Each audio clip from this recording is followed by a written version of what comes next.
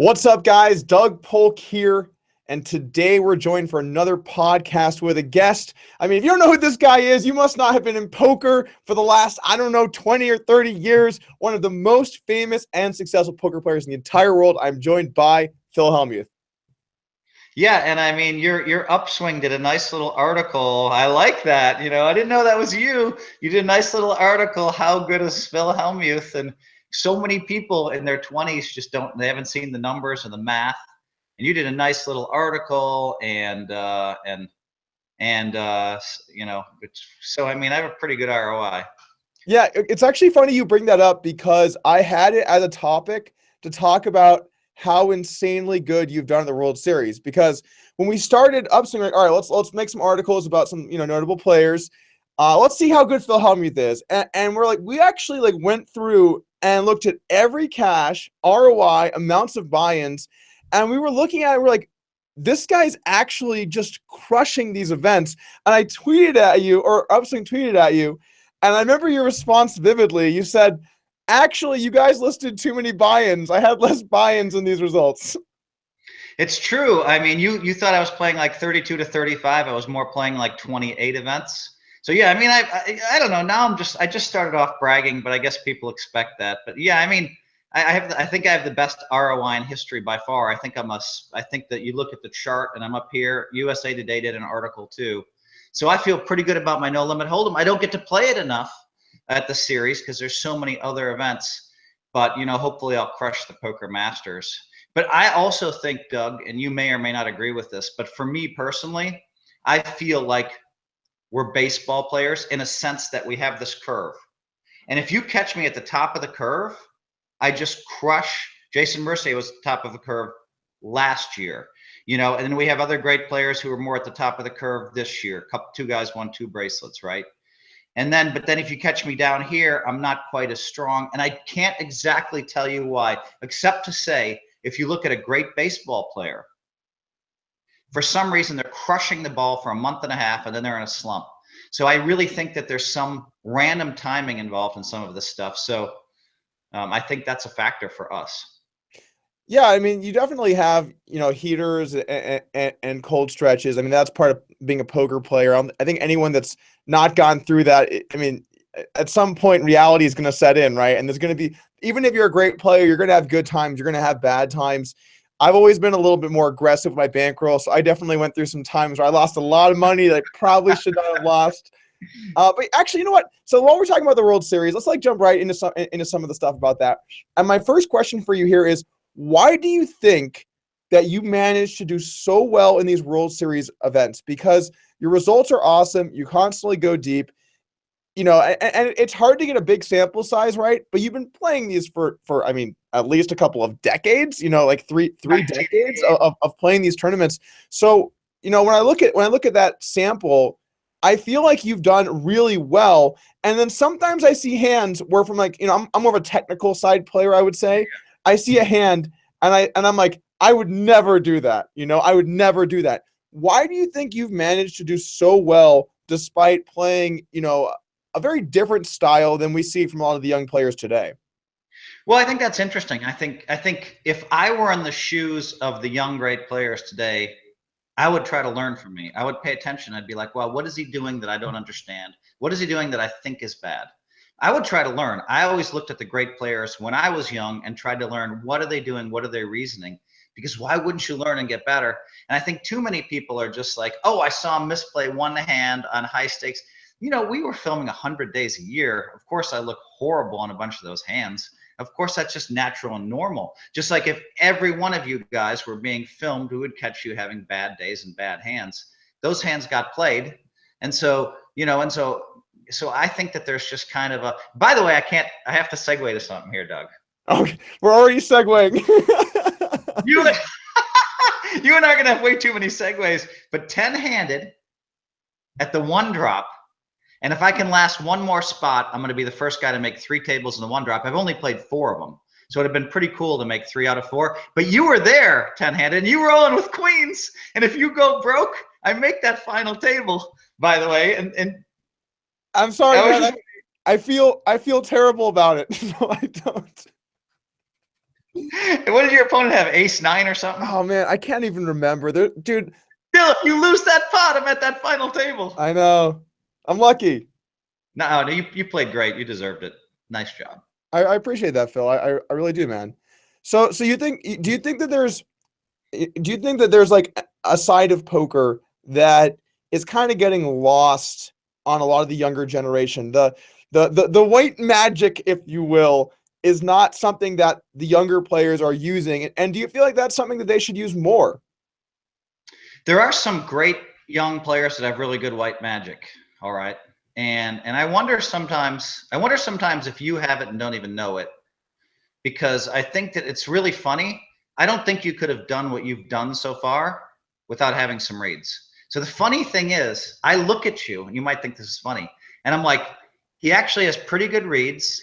Why is he going so far the other direction, saying he doesn't have reads and saying it's all math? Because I just don't think you're going to see the math guys. No math guy's going to win 10 bracelets. And so I just don't think that'll ever happen. You look at the guys that are down there consistently over the years, and they have some great reading abilities. And your generation, there are some guys. I mean, I think of Byron Caverman is having really good reads. There's 3 or 4 other guys that I should name off the top of my head. Mercier can have some good reads sometimes. There's a bunch of guys. We love Mercier here in the channel. I know. And by the way, I might ask you a hard question at some point too. Oh, you can anything. You can ask me whatever, man. All right, what's the deal with you and Negreanu? Because I love both of you guys. What's up? Okay. All right. So here's the thing about Negreanu. When I first got into poker and I was coming up in the game, not even before that, right? When I first found out about poker and I watched poker, I really loved Daniel Negreanu. We're talking like 10-ish years ago or so, right? I watched all the high stakes poker stuff. You know, I saw him constantly. I thought he had all the reads. You know how he'd be like, "You have quads, call." I mean, but he was always right. You know, like he knew all the hands and stuff. I always tease him about that's my #1 tease. Is Daniel, you're great at reading people. Why do you keep calling? So anyway, I've always, like, from the get-go when I got into poker, I really liked Negreanu. You know, I thought he was like a fun guy. I thought he was a good poker player and could read people. And I guess part of the problem has been through like my development as a player. I feel like we've always kind of had situations where we're on opposite sides of the fence. And the first example of that is, and I think it was 2013 or something like that. He tweeted out that he could beat 2550 in like 2 weeks of study or something. And the thing is, like, as someone that has come from like an online background, I felt like it was kind of insulting to the online community. Like, those games are extremely hard. Like, I don't think I could beat 2556 max. Certainly not right now. I would need to study and get better and whatever. So like I felt like I wanted to stand up for the community and say, like, look, man, like, well, wait. Also, it's partly your own ego. You have to admit that, right? You're young. It's hard to admit at a young age. If I asked you this question in 10 years, you'd say, yes, this is partly my ego. Can you answer that now and say that? Well, I would say it's partly ego. Obviously, I want online poker to be respected, but also keep in mind, Phil, like, the game type he was talking about, I didn't really play that much. Like, it wasn't like he was like, I would crush Doug heads up. Then, oh yeah, there would be some ego. Okay, that's a good counterpoint. But still, yeah, I wanted to make sure that, like, I guess I felt that when you slight online players for like not being as good as they are, when it's so tough to come up in that world, yeah, I don't know, it didn't feel, and then he didn't do it, right? He just said it and then he didn't really do it. So that was kind of our first like scuffle, and then the rake thing, and I'm trying to kind of move away from the rake thing a little bit, just because I feel like it's just gotten beaten to death, and like all of the good jokes have been done, and I'm ready to kind of move on as well. But I did feel that when he said some of the things he said, that it wasn't cool, and it just wasn't true. You know, it's not good for poker players if the rake goes up. You know, maybe it's good for one. I agree. Yeah, I think it's a fair point. I thought, I thought like Daniel and I get along great. If you look back, I've never attacked him ever in a public forum.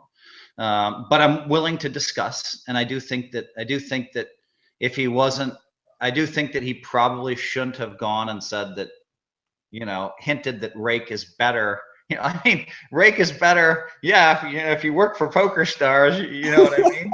But I find Daniel to be very authentic and honest, and occasionally, you know, I think maybe he was just a little bit off key with this one. Yeah, for sure. No, like I'm not saying. I mean, look, no one's perfect. You know, I've said things I'm wrong about, but I guess like the biggest problem was, you know, he would just always double down. Like, no, I never said that, but here's why it's true. Kind of with like that article that he wrote, um, and when someone's, you know, says something and then says they didn't say it but like kind of did, I just really hammered it because again, like I want to kind of stand up for the community of people where, you know, this rake increase is going to hurt them, you know. So as far as like Negreanu personally, you know, I'm not like vegan and all that stuff, and I feel like he can be a bit preachy about that, but you know, I do have a lot of respect for the work that he continues to put in. I mean, look, like there are the biggest names in poker, right? And like of the 3 or 4, you're both on the list. So like of the biggest names in poker, the 2 people that are still really out there promoting the game and working and building and bringing people in are you and Negreanu, you know, and I have a lot of respect for that. The fact that you can go that many years, still love the game and still be a part of it. But I also just sometimes want to make sure that if something funny happens or I need to say something to stand up for people, that I'm also going to take that approach. All right, that seems reasonable. That's a good answer. I also feel like I heard you say that you respected Daniel, and I think he respects your game as well. We talked about you once or twice, Oh, and to be a fly on the wall. for me, it's kind of good. For me, I like it when the great players get along. You know, I told the guys I tried to pull players back together in 05, 06, 07, 08 when we were really starting to take off, and I'm like, listen, if Nike comes to me and gives me a shoe, don't be jealous because Reebok's coming to you. Support that, praise that, feel good about that. We need corporate money in poker.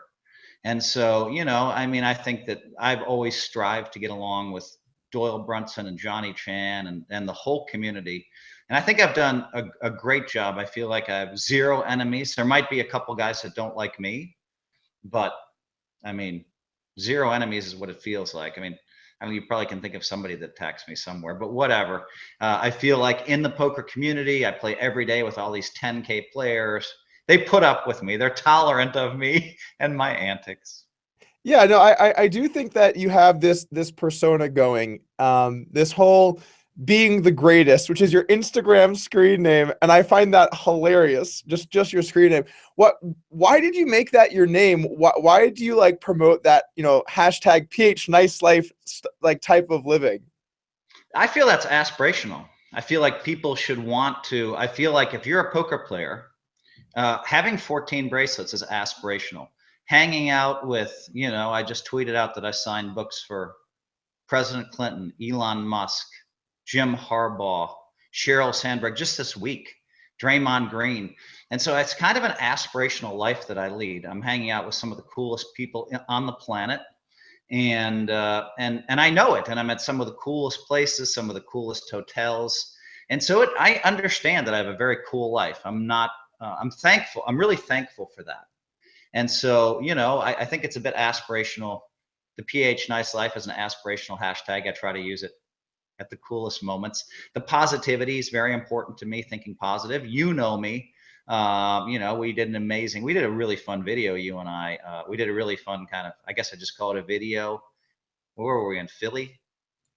Oh yeah, And so, we were at the Sugar House, and give me yeah. 1 second here, Phil. I think we might have some technical problems. We're seeing some complaints in the chat. Are we back? Okay, we're back. I don't know what happened. Apparently there was some lag or whatever. But yeah, we did. We got to sit down. That was really cool, by the way. Thank you for doing that. Just like sit down. We had dinner, had a couple drinks, hanging out, and I was all right. Let's just stream it. Let's just like say what's up and like I'm awkwardly like turning my neck to get into the camera, and the quality was so bad because the Wi-Fi was bad. But that was honestly a really good, authentic that was a really authentic experience. And I think a lot of people really enjoyed that I don't know, stream kind of podcast, whatever you want to call it. Well, I'm misunderstood. I'm misunderstood generally by the public, right? I mean, you know, if you look within the poker world, you're in the poker world. And people in general tell you, you're going to hear it from 99% of the people that they like me, you know, as a person, that I'm out there having fun. You know, I'm hanging out with people, doing dinners, and I think I'm pretty accessible. And, you know, that's what you hear. But then the public's like, oh, this guy's an ass. You know, he's all he does. You know, they just show the 1%, the 1/10 of 1% of my life where I'm going and losing. Phil, you got to admit, there have been at least a few moments where you were an asshole. Of course. No, of course. No, at the table. That's what I'm saying. At the table, sometimes I lose it for sure. What people don't see is I always apologize to my opponents. And the other thing is, almost everybody I play in the 10Ks with every day, they just laugh at me when I go off. They're all go. So the world, you know, I mean, it's just Phil losing it. It's like John McEnroe when he's screaming and yelling because the ref screwed up a call, you know? I'm like, I can't believe I got this unlucky. But people enjoy the show now. There's been a corner that was turned like maybe 3 years ago. So I feel like it's rarely, sometimes I get really kind of upset at an amateur, and then occasionally they're upset, then I feel bad. But most pros just laugh it off.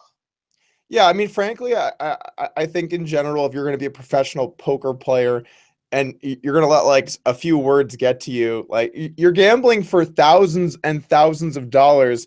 If someone's saying something mean because they just got stacked when you sucked out or something is going to offend you, you're in the wrong business. Yeah, I mean, I think, you know, almost, I never, like, I'm a great winner. A great winner. You never hear me say a word. I'm going to quote you on that. A great winner. When somebody puts all their money in with 10-4 offsuit and I win, I never say a word.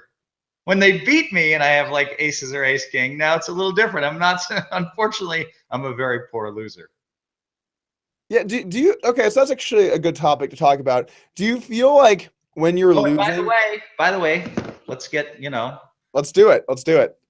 I'm really, I do have to say, I'm super excited about Poker Brat. It seems like it's going global. You know, I needed to hit the New York Times bestseller list, of course.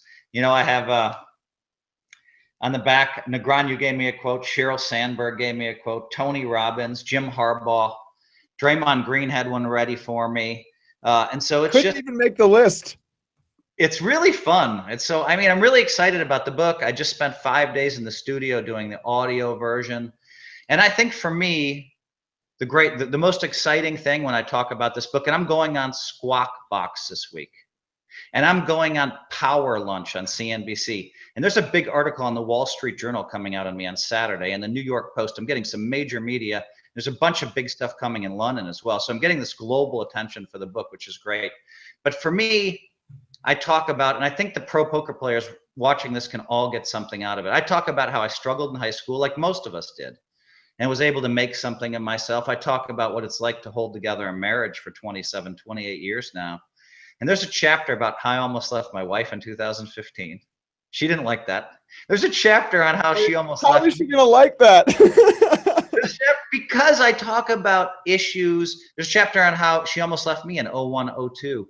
And I talk about issues and how we fought through them. And everyone's going to be able to relate to those issues. So I think it's really readable, and I think it's inspirational. So anyway, I'm really proud of this book. It's been getting rave reviews, which is wonderful. So Awesome. Yeah, I'm definitely gonna have to check it out. And what's one thing about the book that if someone reads it, what do you think is one thing they're gonna take away from the book about you that they wouldn't have known otherwise? well, I think there's a new respect, right? There's the one thing of people seeing me on air, occasionally losing it, or actually, you know, Doug, I mean, you know this, I mean, you're around the cameras, and they will, you know, if I ever lose it, I might just play for 3 days without losing it. I lose it for 1 minute. That's what's played on ESPN, by the way. So I I mean, know. Poker Brat's a good title, but I think people would say, wow, you know, Phil's solid. I mean, here's a guy that's never cheated on his wife. You know, here's a guy that keeps trying hard. He wants to inspire the world. Here's a guy that, my next book's called Positivity, How to Achieve Great Things in Life book. And I think millions of people are going to read it. I can help out the world a lot. And I think that that's a pretty cool thing. You know, I mean, I think I raised $46 million for charity events I've emceed. People are going to see that, you know, and there's a list of all the events I've done. And, you know, I do one for Tiger Woods. I have one coming up in New York for Children's Hospital of Philadelphia. You should come Nice. too. I have another one coming up in Chicago. That's a crazy one. We raised about 1.7 million in one night for Teaching Tolerance charity. Yeah, you know what? I feel like that's maybe something that is getting kind of lost on my generation of players. You know, I think that you've definitely taken that role of being an ambassador for the game, trying to use it to promote good causes, and being really active on that front just in general. Um, I don't really see that. You know, when you talk about being on the cameras and everything and how they always find that one moment, I feel like the new generation of players, they don't really even care about the cameras or the promotion or like what good it's doing, or they're just there for the ranges and the like, the check raise strategies and whatnot. And like, do you feel like maybe that there's something kind of being lost on that younger generation? Yeah, I mean, two things. One, you talk about kind of the concept, you're hinting around a little bit of balance. Balance is important in life. And that's what I've strived to achieve. I have, two grown children now. Um, but then to segue back to what you're really talking about here, and that's like what's happening with the younger generation. And I just wish that, I mean, a lot of people came right from their internet right to this world. And so they could spend time in their basement. I'm not there's a ton of super cool people in your generation that I love. But there's also a bunch that are a little bit more socially awkward. They came from playing online and they come in and they stare down. So now we're playing with rich amateurs that want to play poker with us, that are there for the thrill and the joy. And some of these guys are long-term winners and some aren't. But they don't want someone staring them down for 30 seconds every single time they make a decision. It's bad for poker. You're driving out. I will tell you for a fact, we lost a bunch of people in the 111K and the $1 million buy-in tournaments because they said, I don't want to deal with this anymore. I don't want some random kid staring me down for 30 seconds every time I make a decision. Poker should be fun. And so I think that that's been bad for the game, is this, again, staring people down, taking forever to act on your hand. And it's just like, you should be social, having fun. And, we understood that coming up. That's why there's a lot of characters, right? Because Yeah. we're also entertainers, right? I mean, people want to play high stakes poker with us. Now, I just can't help myself. That's just me. But some guys are just like, I mean, and a lot of guys came up with lower self-esteems, and found poker and trying to balance it. So someone like Mattisau can get a little bit weird. I love Mike. He's a good friend of mine. Someone like me can get a little bit, you did that to me. I can't believe this is happening. But it's entertaining, and I think that it actually drives people in to the television to watch and into the game. John Hesp was good for all of us. This was our best final table we've had in years because people were talking more. They were having fun. You didn't see some of the stuff. So if I'm a young professional poker player, I look at my responsibility for maybe not growing the game, but for at least not stopping the game in its tracks. I think that that's completely true. And I have personally, in these high rollers, I remember in the one drop a couple of years ago in the 100K one, where, someone well known for tanking, and I don't want to just like attack the few people that we all kind of know who they are, but someone well known for tanking was just tanking ridiculously on level 2. And there was a business guy at the table, and he just looked at the guy and he's like, this is making me not even want to be here. And can you blame them? They're there to play for fun and hang out and whatever. And you know what the difference is, that though too, Phil, like sometimes you do have to take your time, and so I understand you're playing for a lot of money, trying to use your edge to a point. But then you also have to realize that particularly in these softer fields with a lot of business guys, you're not thinking about, yeah, okay, you might be making another dollar or two right now, right, by what you're doing. But you might be costing yourself a lot more than that in the long run by these people not continuing to play. What's going to happen is this, there's already been some discussion about, and believe it or not, there's been some discussion about this, about having invitational only tournaments and just shutting out all these guys that just tank and stare you down and just aren't fun to be with. And, and they brought it on themselves. And this is really going to chaff them. I mean, here's these guys have been successful, but nobody wants to play with them, not because they're great players, but because they're just a bit boorish and not fun. And like, and this is going to really shake things up, because I think this is going to happen. And then the boring players that aren't invited, all the ones that we shut out, that are going to get shut out you know, all of a sudden they're going to be like, what the hell? We're going to sue them because they can't shut us out. And then what? We have like lawsuits because people are boring. I mean, this is a real thing, Doug. Phil, you think I don't know about getting shut out of games? Oh, no, well, listen, you'll never get. You see, you're a big personality. You're very good for the game, and you're very good for the game. And I'm not just saying that. I don't just say shit. It's just not my style. I'm straight up. But you've been great for the game. You're doing upswing poker, and you're making a lot of money. But everybody's happy because you're bringing in all these new players. These guys that are doing kind of the YouTube, what would you call them, blogs or Vlogs, YouTube yeah, videos, vlogs. yeah, vlogs, right? They're doing it for the small stake stuff like $1 and $2 blind, no limit hold'em. These guys are great for the game. People are watching them and they're saying, this is the game I play in. This is how I want to learn. So yeah, you're good for the game and you're always smiling and having fun too. I don't see you staring people down for 30 seconds. And when you did stare someone down on ESPN the other day, at least you kept it entertaining. You're like, I should go with my read. No, I'm going to go with the math. No, I'm going to go with my read. That's entertaining. So, I mean, you know, we need more of that. I really appreciate that, Phil. That means a lot to me. You know, especially as one of the newer players, and having grown up watching players like you on TV and the personalities and everything. You know, it means a lot to me when you say that. And I always tell myself when I'm playing poker, because obviously it's fun to win. It's easy to be happy and riding high when you're winning, right? But I always just try and tell myself that I'm very fortunate to be here. I'm very thankful to be here. And, you know, win or lose, at the end of the day, I'm happy for the life poker has given me, because without poker, you know, and this is true for you as well, without poker, you know, who would we be? We would be nobody, right? We're lucky that we found that game to begin with.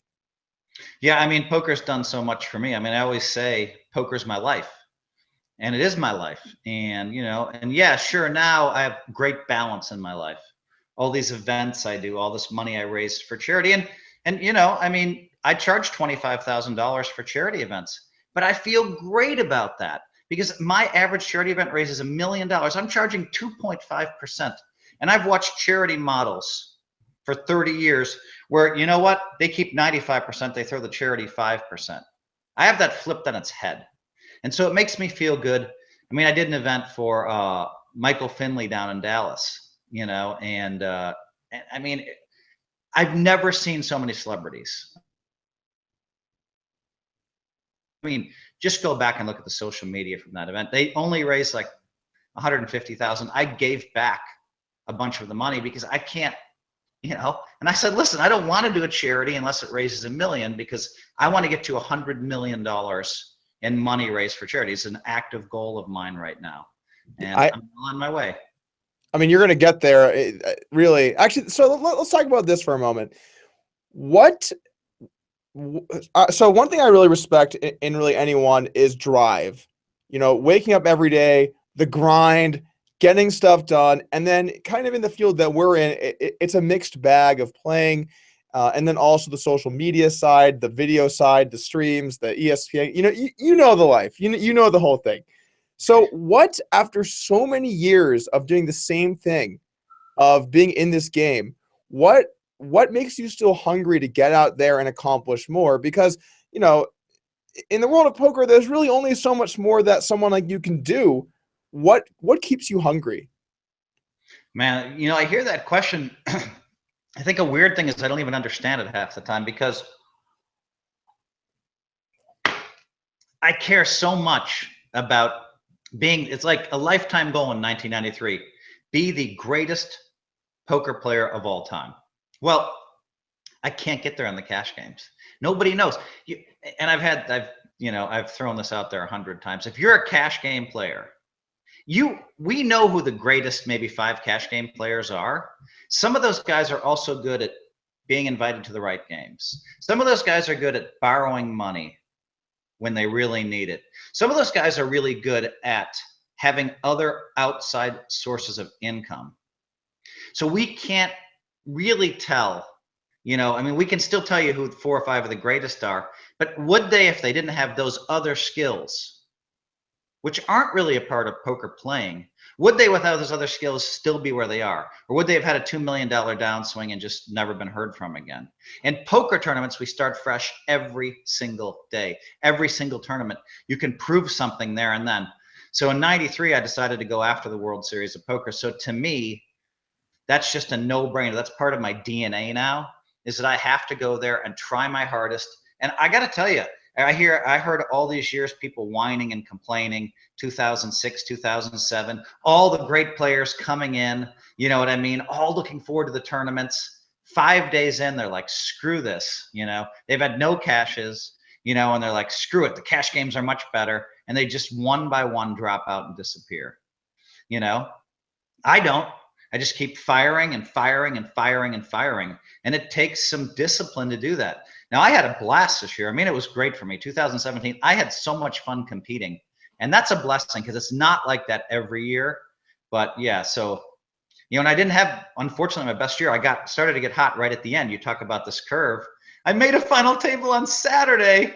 Well, the main event started on Saturday. So I ran out of tournaments when I really started to kind of heat up, you know?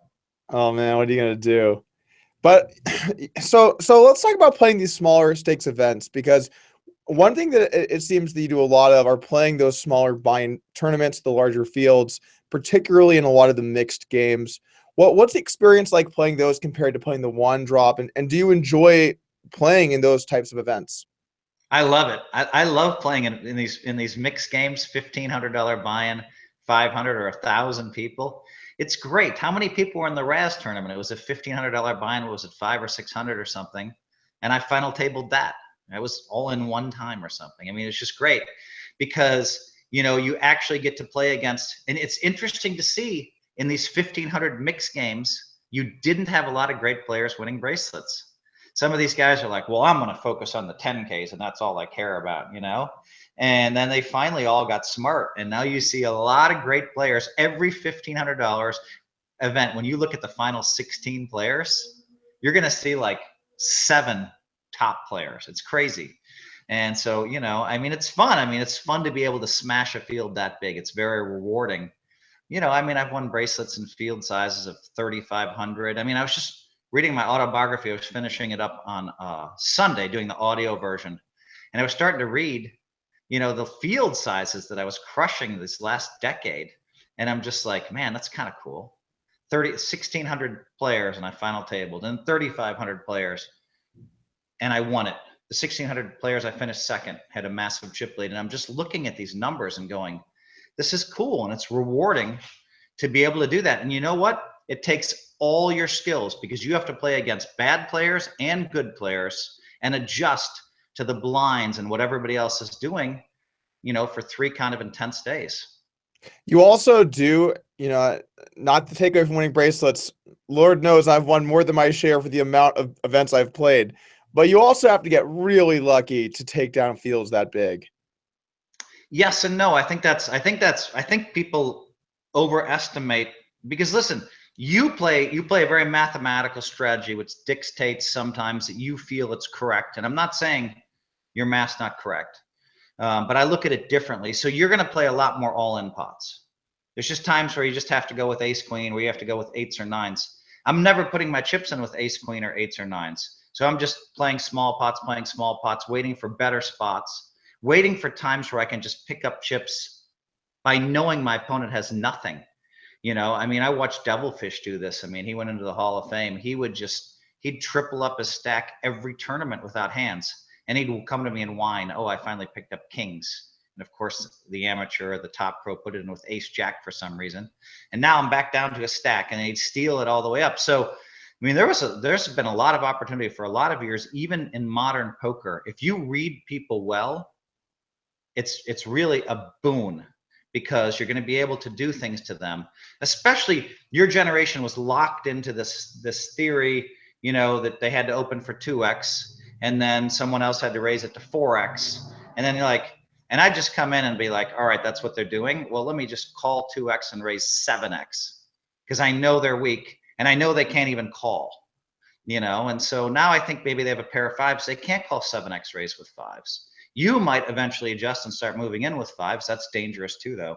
And you probably wouldn't think that's mathematically correct to stick in 80 big blinds with 5, even you with 5 burgers. So I not my style of play. so I mean, so there's opportunities. So I find sometimes when I'm really on, I'm going really deep and I'm just trying to avoid one unlucky hand. And at my best, the 2012 WSOP main event, I was all in one time. 2 hours in, it had come like king 8-7. I had a set of 8s. I checked to let the guy hit a set of 3s. I was all in and he had 1 out. And then I won that tournament. But that was my best read fest of my life. I mean, like I was just like, they'd 2x it, I'd 7, 8x it, 2x, 7, 8. I just kept winning pots uncontested. I mean, it was great. So I do think that there are other ways to think about it. But yeah, I mean, if my reads aren't on, then I feel like I have to get lucky to make it deep. But if my reads are on, I feel that there's less luck. That's all. Well, yeah, if you can make good reads, then for sure go with it. But the problem is that how confident you are in those reads should affects what you do. And you definitely you understand that the reason that these younger guys are doing these strategies, they're not doing them just because they're doing them because there's a lot of analysis put into what is the best strategy, and they're trying to play as close to perfect poker as they really can.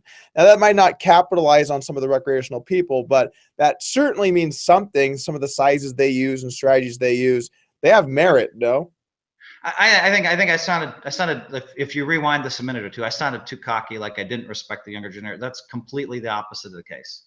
I think that the theories that you guys have developed are super elegant and super fun and make a lot of sense. Now, that's not what I'm saying. I'm just saying that I'm just saying that I think that the white magic element can really add a lot to that. Okay, yeah, that seems totally fair. All right, so let's talk about this. How important in a poker player's career do you feel winning bracelets are? Now, obviously, you're going to be pretty pro bracelets here, given your history. But do you think that they really are a measurement of success? There is a lot of luck when it comes to bracelets. You have to win a lot of all-ins. I know that you pride yourself on not having those situations happen, but they're going to happen a lot. I'm sure that on average, if you look at bracelets that you've won, there were some points in the tournament where a couple of cards needed to come out. This is just the way tournaments are. So how important do you feel that bracelets are for poker players in general? Yeah, I mean, sometimes I have 9-10 suited and I'm all in, and the other guy has ace queen, and yeah, I need that, of course, yeah. I think bracelets, but I decided in 1993 that if I wanted to be the greatest poker player of all time, so I had this goal, this vision, you can become the greatest poker player of all time. It started in 93. I talk about it in my book. How can you get there? Only by winning bracelets and Hall of Fame championships. My book talks about all the tournaments that we used to play.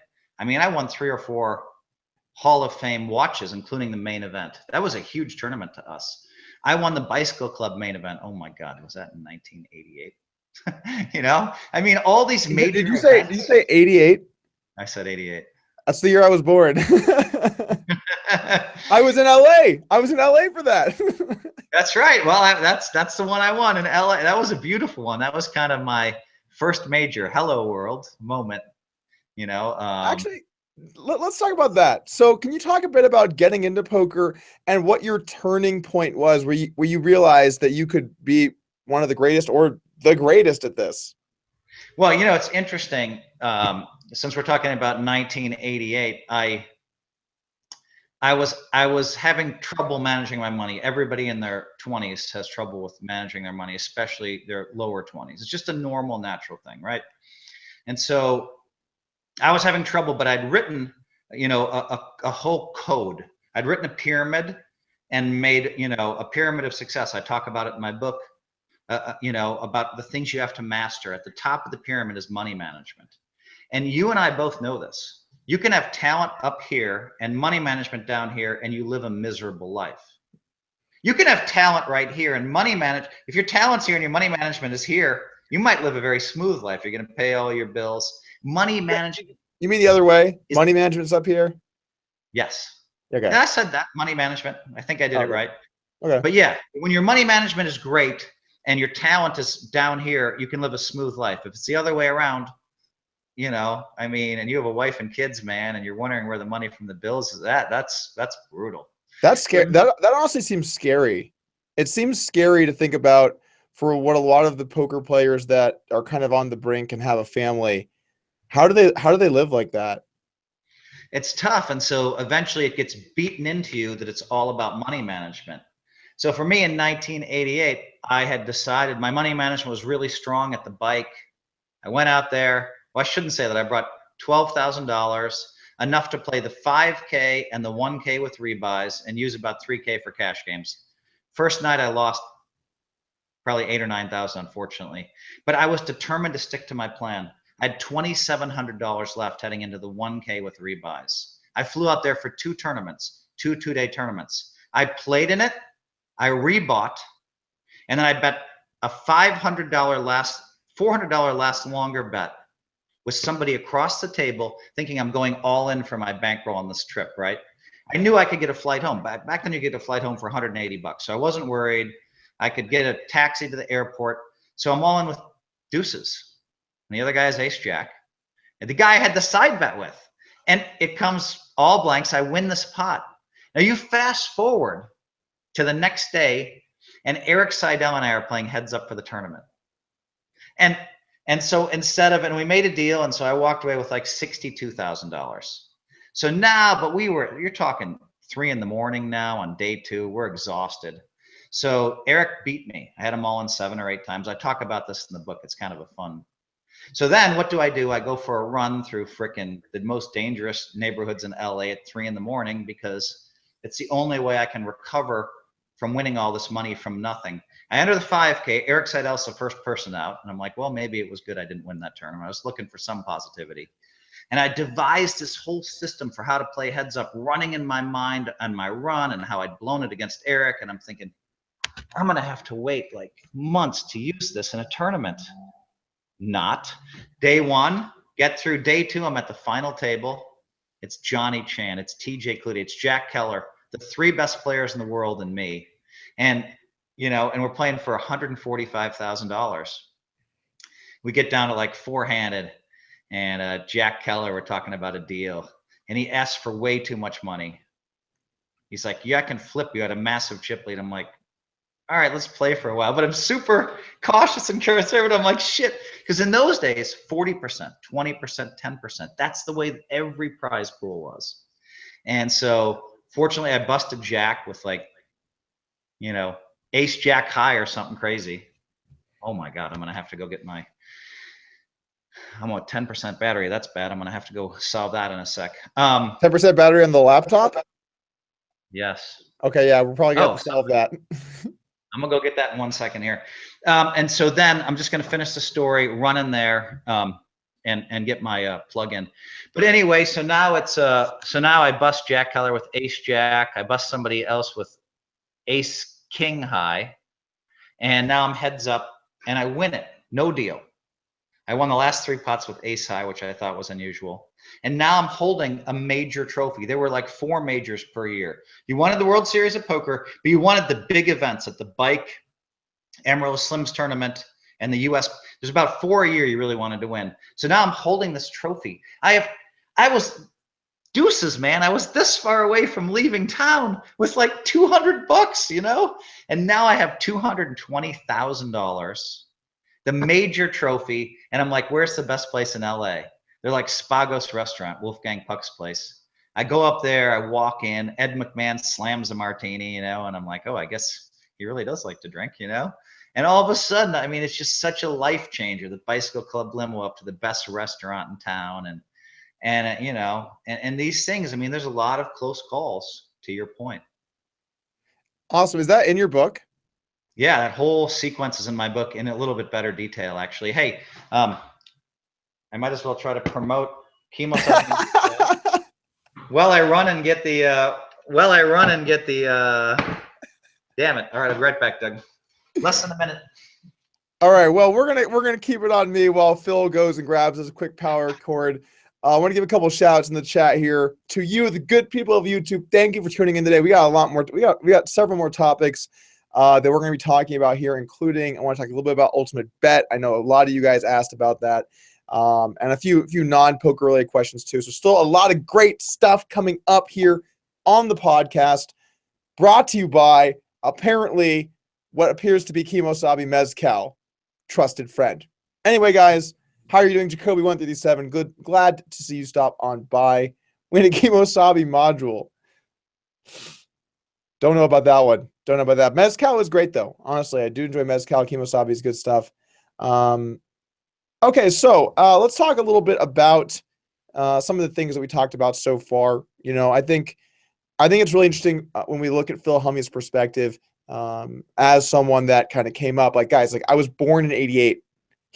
His story of his turning point was the year I was born. So definitely a different, unique perspective, and I do think that there's a skill set when it comes to reading people and knowing what they are up to, what they're doing, what they have. That has value. And I'm not saying that I never use those things, but I only do it if it's close. So it's a different approach to poker, but definitely can have a lot of merit as well if you're good at it. And I believe Phil's back. I am back. Let me just plug this thing in. 7%. I'm glad you noticed that. It would have been an interesting moment as to what I was going to do while you were offline. Okay, let me. All right. So let me see. Is this good to go? All right, we're good to go. Okay, so let's do another couple of questions here from a little bit more back in the day. It is not help. All right, chat. How's it going? I think Phil's still getting set up. I think there's maybe some chance that the computer died, perhaps. I'm going to be okay. Let's talk to the chat a little bit. Do you guys have any comments or questions you want to talk about here while we wait for Phil to get the computer going? Shout out to Eric Bauska, subscriber here on the channel. What's up, man? Glad to have you here. Patrick Harper, how's it going? Yeah, we were going to talk about Ultimate Bet. We're going to talk about who we think the top no-limit hold'em players are under 40. We're going to talk about we've been through that. We're going to talk about this is a good one. I think this is a great question. I forgot exactly who tweeted it, but I'm going to ask Phil for what his number one favorite moment is, his favorite TV moment. He's had so many. I want to ask him what his favorite one is. And then I want to ask him some questions about outside of poker. What would he have done if he didn't find poker? All that kind of stuff is still on the docket here, assuming that he comes back. So let's just take a few comments here from the chat. Talk about your heads up match. All right, so if you guys have not heard about this, I am going to be playing Phil Hellmuth. We haven't even talked about that yet either. I'm going to be playing Phil Hellmuth heads up for $50,000 on August 22nd on Poker Night in America. It is a 4-person winner-take-all tournament. I'm excited to play. Love heads up. You guys know me.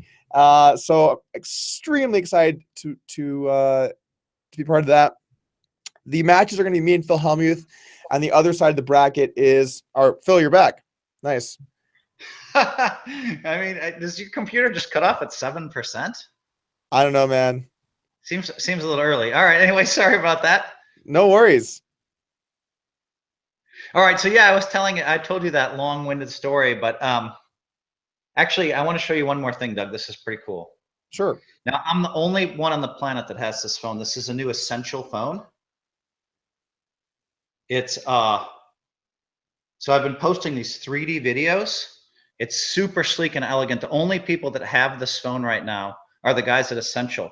The guy that invented it, Andy Rubin, is one of the big tech guys on the planet. So you have Bill Gates, Steve Jobs, and Andy Rubin did, he's the guy that invented Android.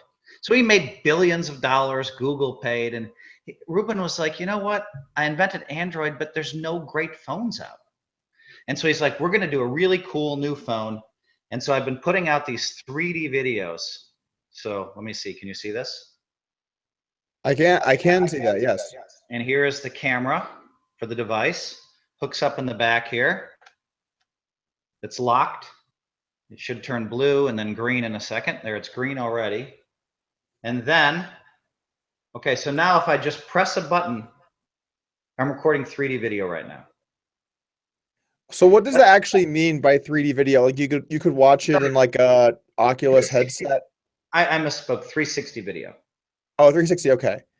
So right now, if I press a button, it's recording you and I. You can look at that area in my study. You can see Play Poker Like the Pros over there. You can see my trophies. You can look over here, and there's a pretty cool thing of me. So you can see some of my, I'm trying to promote stuff. Here's the Kimosabi Mezcal off here to the side. And but it's badass. So I went to Elon Musk's. I went on Friday night. I was in Tahoe and I flew back here to my home just for 24 hours to go to the Tesla Model 3 launch. And I brought this 3D camera with me, and I was trending #2 on Twitter, and I released a 3D video of the Tesla Model 3, sent it out that night. My friend got one. And so what's really cool is this video. You can, so once I put up the video, and you can see it on my social media, you can watch it. You have to watch it probably in the YouTube app. You can, so I'm doing the video, but you can swipe left or right. As the video is going, it will show my face if you want, my shoes, gold shoes, of course, the sky, or the Tesla Model 3, which you'd probably watch. So it's amazing technology. These phones are coming out probably within a month, but I'm honored that they somehow gave me, I mean, I know they talked to Taylor Swift and all these other really cool people, and I'm not in that league. I was pretty honored to be a part of this. What's the phone called again? The company's called Essential, ESSENTIAL, and it's, I mean, I think it's an Android version and a regular. It's pretty cool. So basically, it's going to be a really expensive phone, like a $700 or $800 phone, which I think a lot of guys like you and I will buy. I also see that, yeah, you and I will buy it. All right, so let me ask you a couple questions here. What is that stethoscope in the background? It is actually, yeah. You can barely see that. Why do you have a framed stethoscope? Okay, this is so my grandfather, George A. Helmuth, used to work at Mercy Hospital in Chicago. He was a world famous heart surgeon. I mean, known throughout the world. He won the American Heart Association Physician of the Year in 1973. So he was globally famous, and he's the one that did research on what eggs do as far as cholesterol goes. And, unfortunately for my grandpa, he died in his early 60s, and he didn't have great health. I mean, when you're doing that much, I think, and I think that's why my father took a little bit of an easier path. And for me, an easier path. I have passion for what I do every day, like you do. And, I'll take days off. I mean, that's the nice thing about my life, is that I set it up so I can sleep in 80% of the days of my life, because I want a long life. I have a lot to live for, Yeah, definitely. That's cool, man. It's always cool to remember the people in your family that came before you. Absolutely. All right, so let's talk about. We have a few other things lined up here. You've had a lot of notable TV moments, without question. Yeah. Is there any one, or maybe one or two, that really stand out as your favorite TV moment? Wow. I don't know about favorite. I mean, I was kind of embarrassed this year when I went a little bit crazy at Adam Owen in the Raz tournament. He put some ridiculous beat on me in 15, and I won the bracelet anyway. And then he put more of kind of like I mean, his board was, we're playing Raz, his board was 4-4 king. And he kept coming and won this hand. And I saw this on Reddit. You had tweeted out saying 23 left, good stack, like ready to do my best, #positivity. And then Poker News caught your response when he showed the king 4, or when his board was king 4-4, and you were going. I did a video on this. I made fun of this in a video because it was 3 hours later and you went ballistic. Bananas. I went bananas.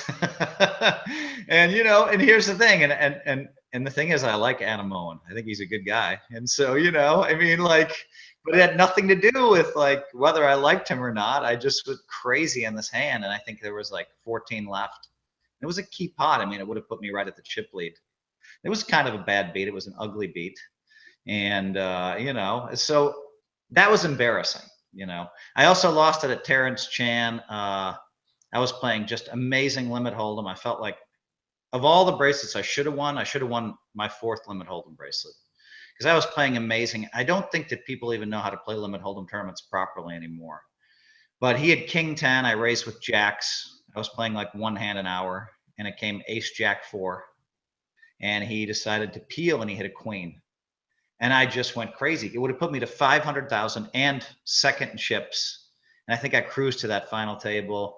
I started whining and whining, and I liked his response. He's like, floor man.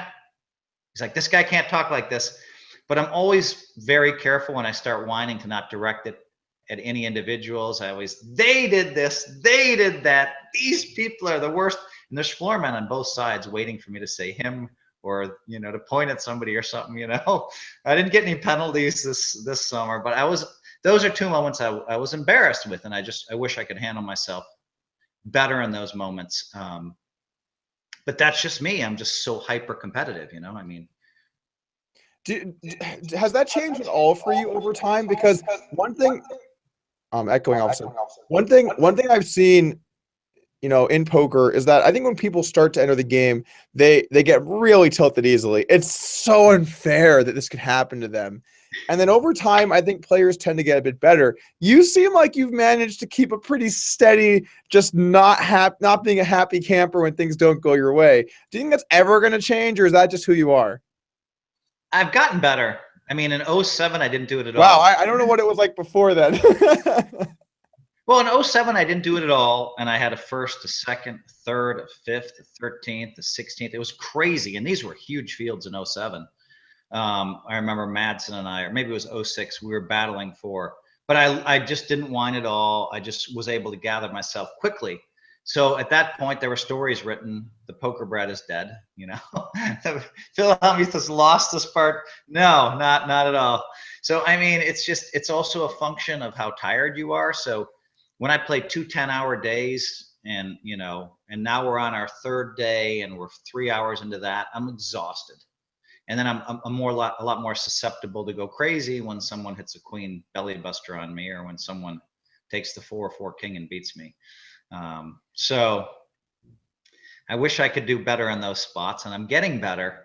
And I just think there's going to be 1 year in the next 3 or 4 where I don't whine at all. But don't wait too long for it. I won't wait. I won't hold my breath. That's for sure. All right, so let's talk about this iconic Phil Hellmuth moment where you told we talked a little about this on our last stream. I want to bring it up really quick here as well, where you told Dom Dwan he's not even going to be around in 5 years. And we also have a question here from Miguel Rodriguez. Thank you, brother, for the donation. When will we see you and Dom Dwan play heads up again? The people want it. I love Dom Dwan. Now, what people don't know is Dom Dwan and I have had a lot of fun. I mean, when we're on planes together, we sit next to each other. We played Chinese poker the whole flight. We've had big swings back and forth like that. He's invited me to go to nightclubs in Vegas, and I show up. You know, I'll just show up. I don't mind walking into a nightclub by myself. In Vegas, it feels like I'm treated like a god.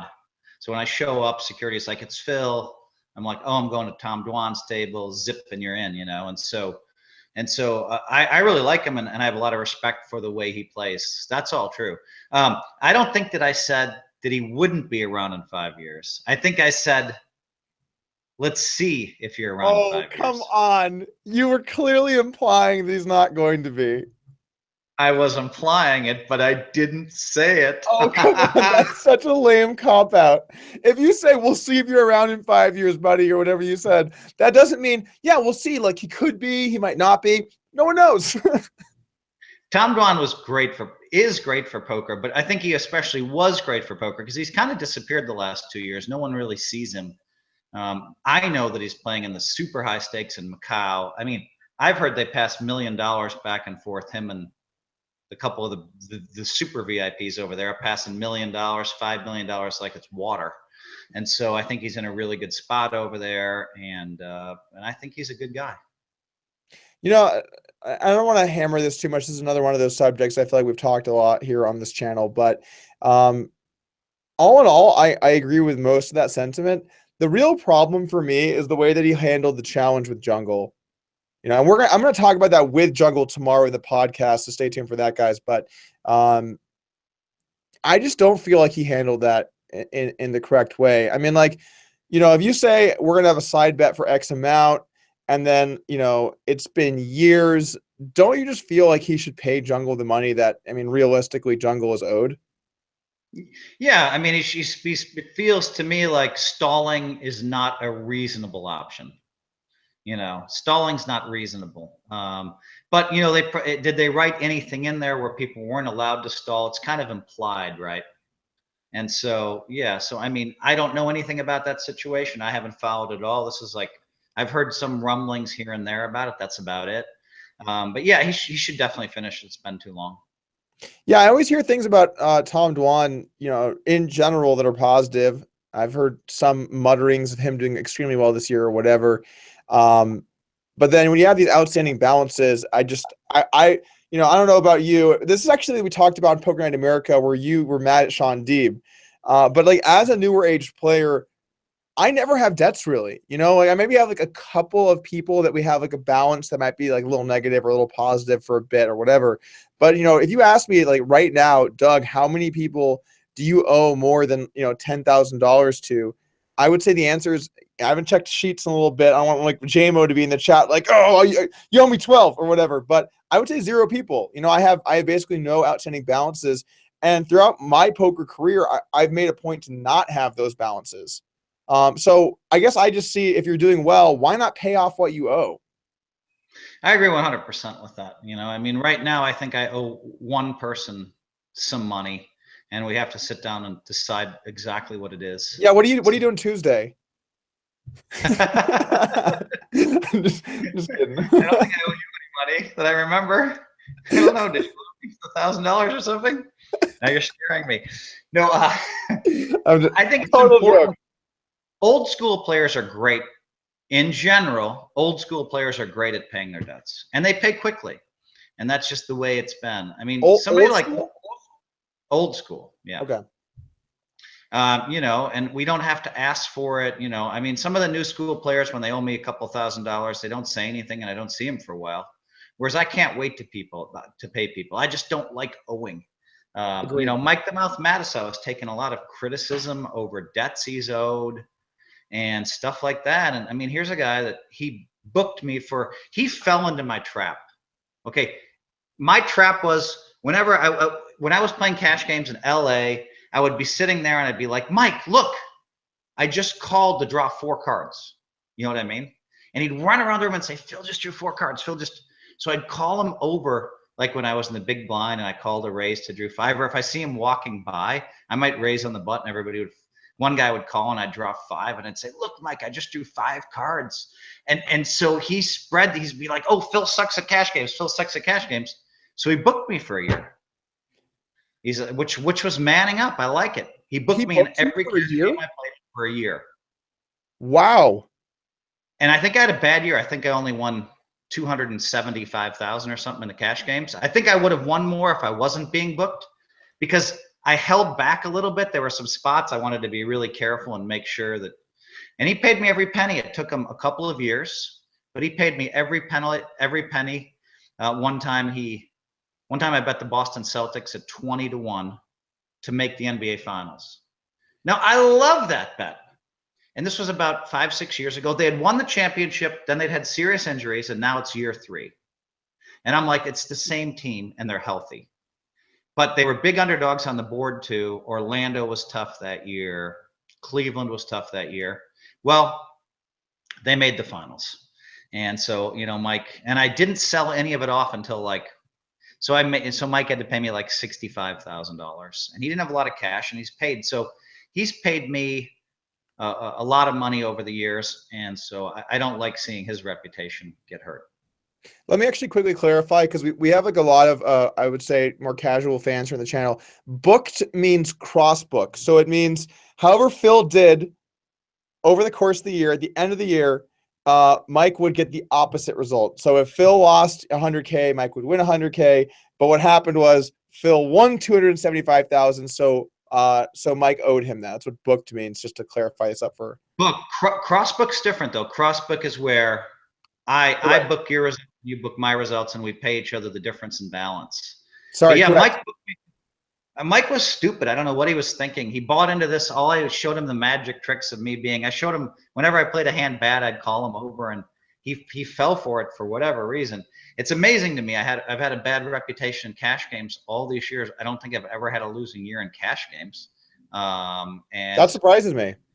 And it's not until the younger generation that thinks I suck play with me in a cash game that all of a sudden their eyes are opened, because they've watched the old stuff on television. They've heard all the rumors. And when they sit down with me, I always kind of smile, because I'm like, all right, I know this guy thinks I suck, and I'm going to just destroy him. And he's going to open his eyes. But there's nothing like being with someone to see how good or bad they really are. Yeah, definitely. Being there in person is, something that teaches you a lot, I think, about how someone actually plays. Because you always hear all of these things about this guy and that guy, and Lord knows if someone plays a bad hand somewhere, everyone hears the story, right? But when you actually sit down and you watch someone, the way that they work, the way that they approach it, the way that they handle themselves at the table, then you start to actually learn about like who that person, the poker player that person really is. Exactly. It's and it's interesting too. I'll tell you, this is interesting. You and I can play with the same player. Okay. And you can play with him 4 times, and I can play with him 4 times. And I might come away saying he's amazing, and you might come away saying he completely sucks. And even if we're like-minded and think the same way, he may just have had 4 bad sessions you happen to randomly witness, and I happen to witness 4 great sessions for him. And so it's interesting. People are way too they're way too quick to judge people in a very quick way. You have to, if you want to judge somebody, you watch them play 20 sessions, 6 hours each, and then you'll have an idea of whether they're good or bad. But even then, they could be off if it's like 20 days in a row. Yeah, and I think the epitome of that is what happens every year during the main event final table. Every year during the main event final table, you'll see 2 or 3 questionable hands, and it's just like open season on people on Twitter. I'm sure you've seen this. Brutal. It's so brutal. And by the way, I'm glad you brought that up. Your man Ott, I was very critical of, and I think probably he's a really good player. Probably has good patience. He's probably a nice guy. Is all that true? So I met Ott when he made the final table. He messaged me and we agreed to meet up, and he would promote us saying I'd help him get ready for the final table. And I think a severe disadvantage, and by the way, also advantage is what got him so far. Dan he's a cash player. He plays like no tournaments. He mainly plays deep stack cash. He mainly, when he plays online, it's a lot of 100 big blind stuff. He had never really done much short stack work at all. Really, I mean, frankly, we were going through some ranges for pre-flop stuff, and he was okay at some of it, but all of a sudden he got thrust into short stack situations for millions of dollars with just the poker world watching. And there were some disastrous pre-flop plays, no doubt about it. The King 9, I'm sure you especially loved. I can only imagine how excited you were when you saw the King 9. But at the same time, like, when I'm trying to like help him in those spots, there's only so much you can do with like a 2-day period between when you make the final table when you're supposed to play it. So really, you go through a lot of like the baseline strategy stuff, a lot of like some deviations. But if someone does not have that short stack knowledge, oh my God, they're going to get torn apart on Twitter or wherever during the main event. It's true, and Vail was the same way. And I think Vail's a really nice guy. And I think that, the problem is this, I mean, people then like, oh, you didn't do this part right. Well, they forget that player did everything else right for days and days and days to make it down there. So, I mean, I came out and said the truth on the telecast because I'm not afraid. I'm going to talk about the truth. And, but then sometimes Vail came up to me and said, hey, Phil, I don't have anything. You said you spoke your truth, and that's cool, and we're cool. But I hope that Ott and I can shake hands and he's not mad at me because I tore into him a little bit there.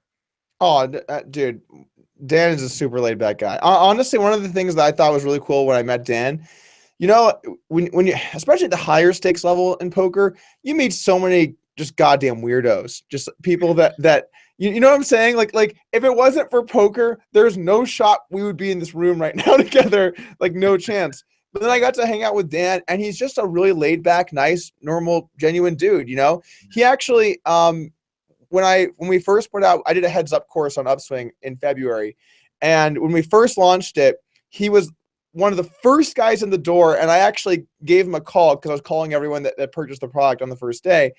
And left him a voicemail or whatever. We didn't get the chat, but he's been like part of Upswing and watching all the YouTube vids and whatever for a long time. So he already knew all like the inside jokes, and like he was just a really cool, laid back guy, and he was a part of it. You know, like he wanted to represent Upswing because he said he learned so much from it that he wanted to do it. I was like, dude, if you're gonna promote Upswing at the final table, I'm gonna be there coaching you. I'm not just gonna give you a patch and just be like, all right, man, good luck. Like I'm gonna be there. By the way, I mentioned your name 3 or 4 times during the telecast. So thanks, Phil. Thank you. One day maybe I can get that spot, but really tough to get in there when it's Kara Scott, you, and Daniel Negreanu. Like there's not really much of a Well, I mean, you know, you just never know how long people stay in these roles. I mean, I think the problem is this: you have 10,000 poker players. Everybody wants to do the ESPN stuff. And so then you're compared against the best of the best, right? And so, you know, and it's possible you're better than both Daniel and I at it, you know, but Daniel and I are pretty darn good, and we had such a good rapport between us. It looks like we might have it for another couple of years at least. I think he did a really good job of making fun of me, and I did a really good job of putting up with him. No, honestly, you guys are great, and I didn't in any way deserve that spot. I'm not trying to imply that. I mean, like this is the first summer I even got to be on ESPN. I'll admit, like the first time where they're like, "All right, we're going live," and they're counting you down. I'm like, "Holy shit, we're going on ESPN right now," you know? And I was like a little bit like taken aback because it's just such an experience. And there were one or two times where like, you know, I made a mistake or whatever on like, you know, national TV. I remember there was one really good moment where I was talking, and I forgot what I was talking about or who I was talking about, but I was talking, and you know, the producer's in my ear, and he's like, Doug, lay out. Doug, lay out. Doug, lay out. And he's just like yelling in my ear, and I'm like, I don't know what layout means. I don't know what I'm supposed to be doing. Doug, shut the fuck up. I was like, okay, I know what that means. They have never once told me to shut up in the mic. That's freaking weird. But you're Phil Hellmuth, man. Like we get out there and it's like, okay, we're not supposed to really promote anything. Well, sometimes like, they say 30 seconds left, and then you know, all right. Then you know you have to leave Kara 10 or 11 seconds to take it off the air. But yeah, I love, by the way, like your ability to like work in promoting the people that you know either sponsor you or like you're part of is amazing. It's honestly like when Ben Lamb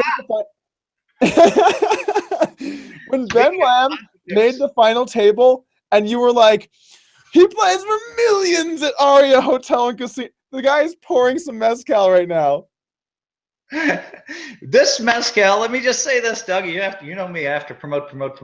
I got you. I'm on a lot of advisory boards and have, you know, pieces of some of these companies. But I'll tell you, Kimosabe Mezcal I love because, I mean, South by Southwest, we're the official spirit of, and that's pretty cool. And next year I'm going to give a speech at South by Southwest called Positivity. If anybody wants to vote for me to give that speech, but I think I'm already going to do it. So I'm really looking forward to that. And hopefully my book Positivity is out by then. This is the one where I think I can help tens of millions of people. And I'm really excited about sharing things that I've been able to do to be successful. Well, cheers, man. I don't have any as well, but yeah, if you want me to like, you know, write like any part of anything or give you a quote or whatever, like I'd be more than happy to be part of that too. Thanks, Doug. But anyway, what you were saying about Aria during the main, you're like, he plays for millions at Aria Hotel and Casino. I was like, damn, that was aggro. Like you just didn't give a fuck. You just went for it, man. Well, they don't pay us a lot of money to do the commentary. I don't know what you got, but I didn't receive much money. I'm not even sure I got paid the last 4 years. It was such a small amount. This year, I think I finally saw a contract. My agent sent me a contract to sign online, you know, or whatever. And I looked, I'm finally getting So it looks, well, at least it's something, you know what I mean? But you don't get paid a lot for that. And so I'm going to be a little bit more aggressive, and they don't care. I mean, because it's a fact he plays at Aurea. But I mean, what I really want him to do, my first book, Play Poker Like the Pros, became a New York Times bestseller because of ESPN. Some guy cashed for $21,000, held the book up, and hit the New York Times bestseller list for the next 5 weeks. And now I've sold like 1 million copies of that book. It's amazing. So I really wanted to get, you know, Poker Brat up there, and they got it on ESPN2 for me, and a kind of a cool plug where they cut back to me reading the book, you know, but not on ESPN, and you can only do so much. But yeah, I think it's important to, you know, it's important for the poker world to have sponsorships. It's good for all of us. Yeah, that's something that I think a lot of players don't really realize. The more corporate money and more companies that get involved in poker, okay, yeah, I mean, like, I get not wanting just nonstop advertisements. I understand that. And it doesn't have to be like that. But at the same time, by having that money be part of poker, it's more likely to create shows. It's more likely to, get ESPN time. It's more likely to make prize pools better for players in some instances. You know, we don't see much of that nowadays, but, you know, those things have definitely happened in the past. So it can only be a good thing for larger companies to get involved. The problem is, in the gambling space, I think a lot of companies, you know, they don't really want to be involved with gambling. Yeah, it's starting to change, which is good. It changed for a while there. We had some really nice sponsorships. Now we have Amazon coins, and I think Carry Cats and Poker Go has been amazing. That's the other one that Daniel and I both hit a couple of times, Poker Go, when we were live on ESPN. You can watch it all on Poker Go, you know, because that is just huge for our industry. People don't understand. There might be only 6 or 7 of us that are kind of more intimately involved with Poker Go, but this is great for everybody. We're not going to have live poker without Poker Go and Carry Cats. And so he brought in some big sponsors. And Poker Go, I think it's important for every single poker player. I wrote my mom and dad a check. You know, my mom was complaining about spending $70 on some like inhaler. I said, Mom, here, look, I'm going to write you a check for $230. I want you to buy 2 inhalers and Poker Go for a year. You know, make sure you use my code, PHIL. And so, but I think that's great. You know, we have the Poker Masters coming. That's going to be amazing. You have ESPN quality poker, 4 50K buy-ins and 100K buy-in. We have Poker After Dark. We have all these great shows coming. So, you know, I think that is really good for our industry. And if Poker Go goes, I mean, I was around, Doug, in like 01 when the Bicycle Club main event, my beloved, important first trophy, had like 35 players. And I was just like, oh my God, poker is dying. What's going on? And then in 02, I was there. And all of a sudden, the World Poker Tour was there. There were 4 television trucks. Ben Affleck, who was going out with J-Lo, the biggest celebrity in the world, was there. Sports Illustrated, WPT is like, Sports Illustrated needs 5 minutes of your time. I said, no. And I thought, all right, don't be an idiot. And I went back and I said, well, actually, they can have 5 minutes. You know? I think you want to give them the 5 minutes. On the main event. So it just went from like this, nothing, and really going the other direction to boom. And I just remember how heady that was. And just like I was flipping out. I had to leave. I walked around for 15 minutes thinking, what the hell just happened? 35 players to like 400 or 500 players. Yeah, well, the poker boom was awesome. But specifically about Poker Go, you know, I wrote up something at the start because I remember when they first announced it, and a lot of people were really angry. And I said, look, you guys definitely have some things to be upset about, but it is important to also recognize that the service that the World Series was doing in past years, where they just streamed everything for free, that was very fortunate that was free, you know. And I know it sucks when you go from something being free to having to pay for it. Like, no one likes that, but that doesn't necessarily mean that the product is bad. Now, I will also say that there are a lot of people that really hate Poker Go in the community. You know, they're tagging it on the forums, on Reddit, on 2+2. I've seen a lot of it. Really? And they do. They have some like somewhat valid gripes, you know. I think at first when you had to call in to cancel, that was ridiculous. That was ridiculous. I'm really glad that they changed that. And then some of the events, like, this is probably something that I think you would agree with. A lot of people that are really into poker they felt kind of upset they didn't get to see the 50K final table. You know, the Players Championship to a lot of people was an important All right, event. now that's legitimate, I think, because I think that would have been a really fun one. But I think this is what I know. I talked to Ty Stewart. Ty Stewart told me that they spent X dollars doing all the final tables for the World Series of Poker. Then he told me they spent a number called X. Then he told me that they spent X every single day doing Poker Go. So the expenses were actually 30 times higher. We did super high quality. There's a huge difference between what they did last year with a couple of guys in a booth watching to now with all the camera angles, all the professionals working it. I mean, one was just kind of like, so there's a huge difference in quality, number one. And I think that that's important to point out. And then number two, no one else is going to bring people live poker at that rich quality, you know, I think. And so I think, you know, I mean, I bought in. I mean, I'm playing the Poker Masters, you know. I'm going to play some Poker After Darks because I just think it's fun to be a part of that, you know. Well, I would like to know. I'm hoping to make it on some episodes. I talked with Maury. I'm hoping that it can work out. But yeah, no, don't get me wrong. Like I do think Poker Go is a good product, especially now that they've worked out some of the streaming problems they had out of the gate and stuff. I do think people overall are being a little bit too unrealistic about it. You know, it's like $10 a month for extremely good poker content. That's reasonable. You know, I just think when you go from free to $10, you're always going to just face like the resistance getting there. Absolutely. There's and you're going to face a lot of resistance. I agree. But $10 a month. So I mean, Maury's been funny. He carried around like $110 bills in his pocket. And every time someone whined, you just hand them a 10. Here you go. Here you go. I got a chance to have breakfast with Maury a few days ago. And Maury is just such a great guy. If you guys don't know who Maury Eskandani is, he's like the main producer for high stakes poker content. He produced High Stakes Poker, right? Poker After Dark, World Series of Poker. He's done the last 7 years. High Stakes Poker. There's like 7 shows that he's done. And they spent $700,000 on the whole card, building a table with whole card cameras. People don't know this. This was in like 1995.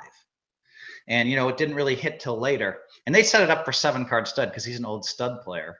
And, you know, and so, I mean, his contributions to poker have been amazing. I think he's going to get a lot of my votes for the Poker Hall of Fame.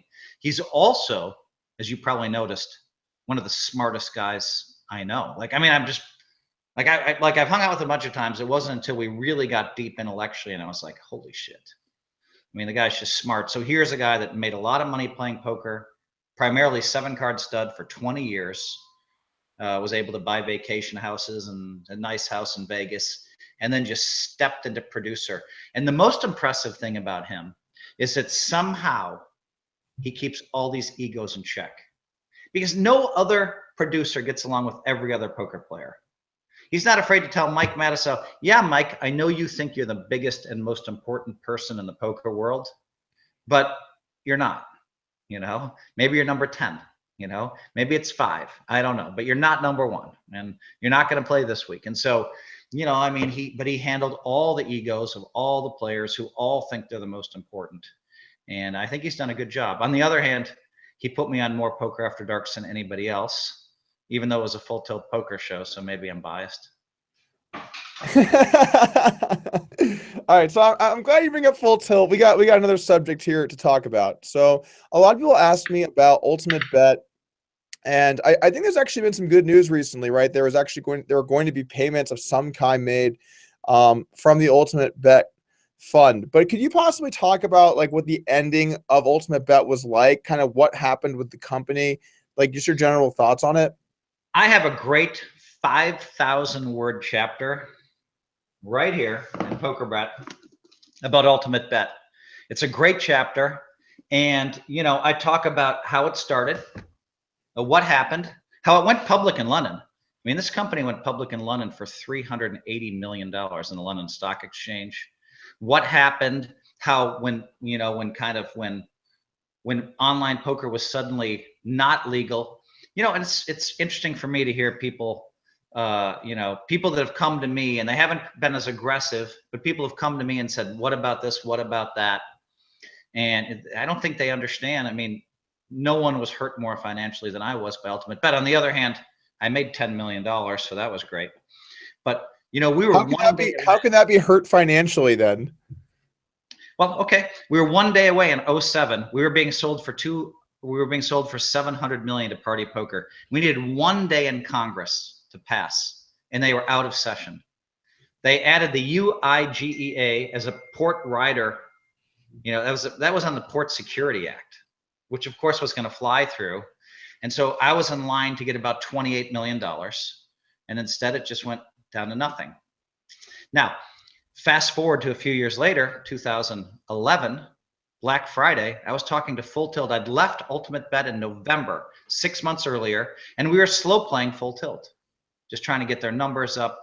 Full Tilt guys, they wanted me, and I wanted to be a part of what they were doing. I thought they were kind of the hottest site at the time, and they were going to give me around a $30 million contract.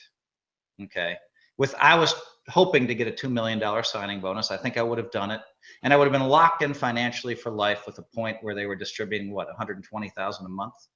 Would have been amazing. So I figured it was a $30 million deal, and I just come back. I was going to sign with them next week, and then what happened? Black Friday. I just come back from a USO tour, so yeah, I got hurt kind of twice there by the laws changing. I do think it was fortunate for me that, you know, well, let's talk about two other things. The first is people say, why did you stay at Ultimate Bet? Well, of course, if I would have left, they would have said, why did you leave?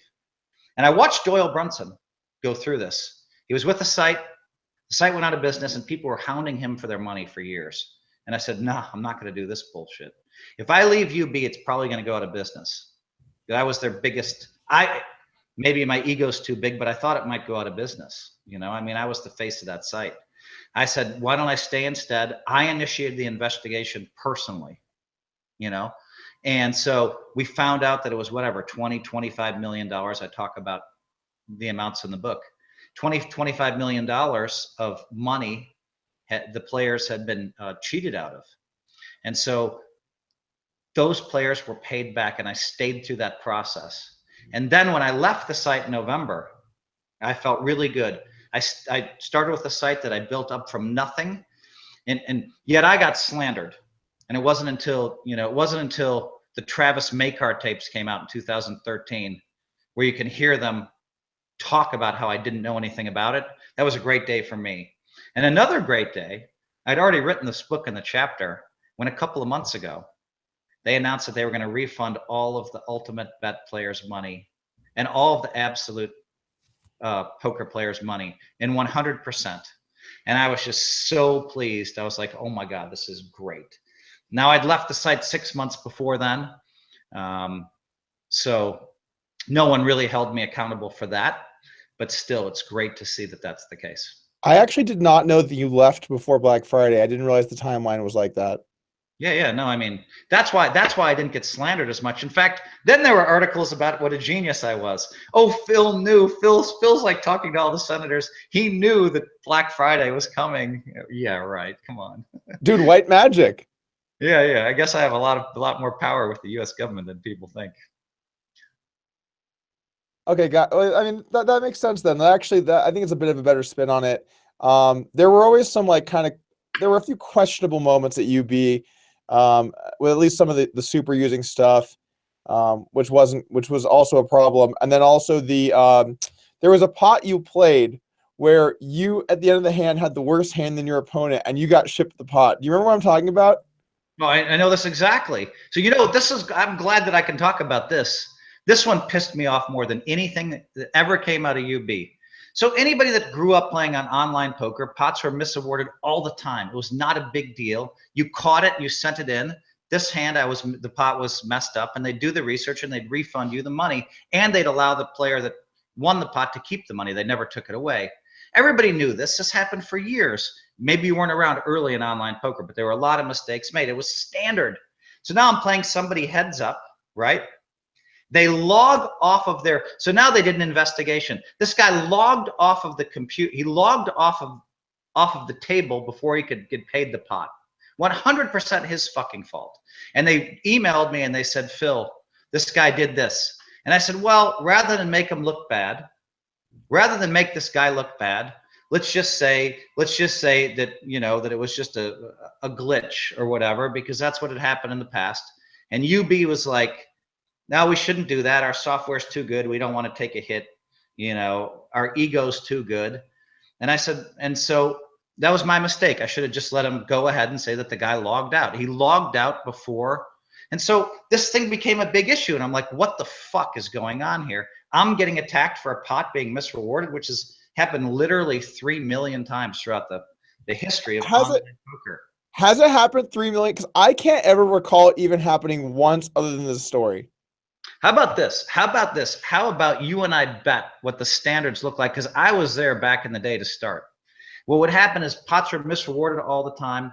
Sites would go offline in the middle of tournaments. I mean, we had a disruption 2 or 3 times a day at Ultimate Bet for 9 months. We had tens of thousands, hundreds of thousands of emails coming in. I got cut off in the middle of this tournament. I got cut off. It was that happens standard. That still happens, by the way. The getting cut off in a tournament. That's just true. I mean, everyone that happened. That's happened this year. You know, like that's still a thing. But so like, I was stupid. I should have just like the story would have just gone away if we just said the guy logged out. I mean, you know. But the thing is, like, why would the money go to the wrong place if you log out?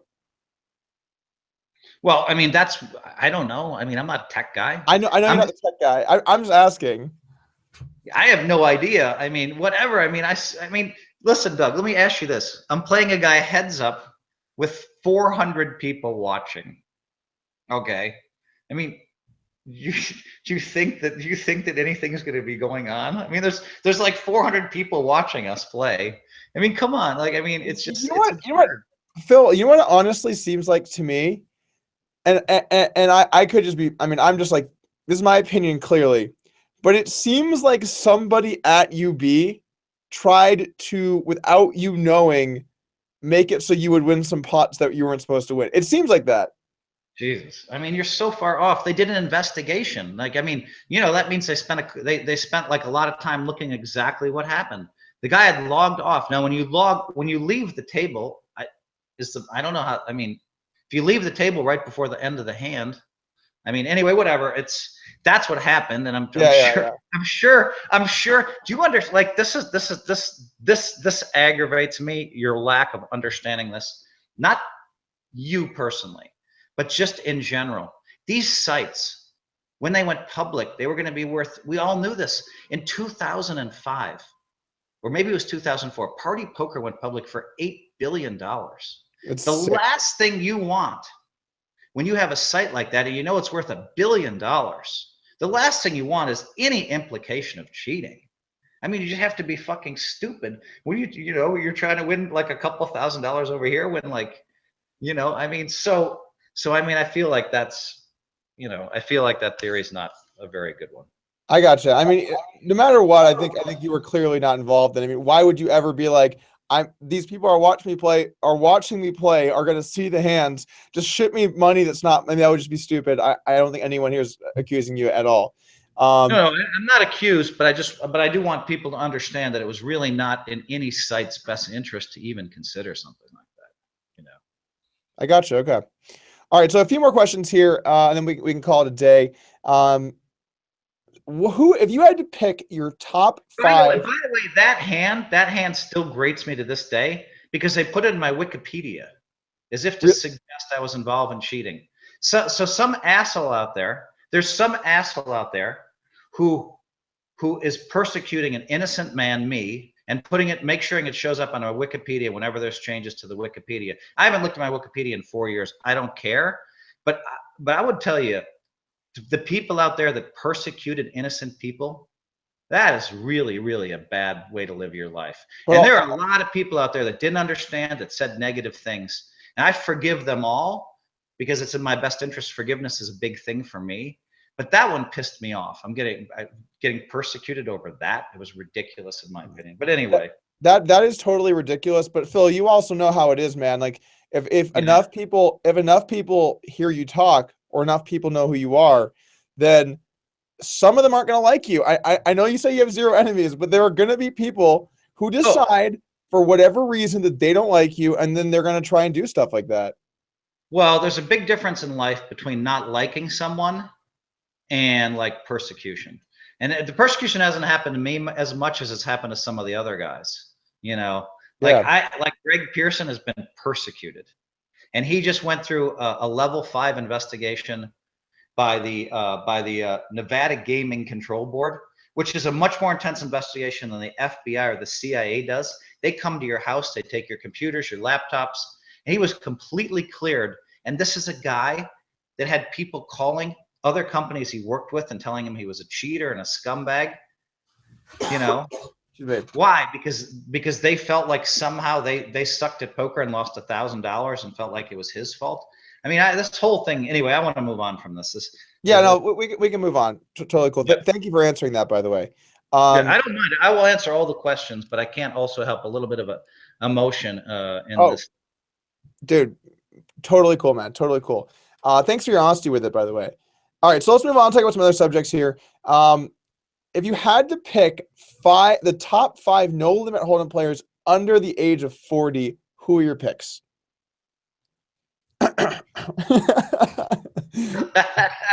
Well, you've earned your way onto that list because of your results. Let's see, who else? I think there's probably a guy you don't like as much, Mercier.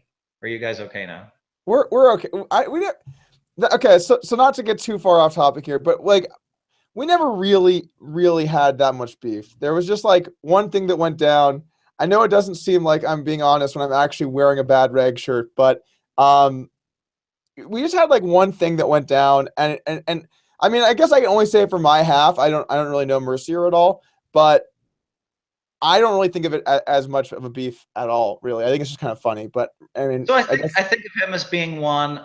There's oh man, there's I mean, obviously Fedor has had amazing results and does a lot right. He does get himself in some jams. I mean, he's won a lot of pots when he has king 7 of diamonds and they have jacks. I mean, I've seen that a lot, like especially when he won the 111K. But whether he's lucky or not is another issue. You have to give him one of those spots. Man, who's this guy? German guy who's won like 3 Hold'em bracelets. There's only a few people that have won 3 bracelets in Hold'em. How many have you won in Hold'em? 3. All right. So guess what?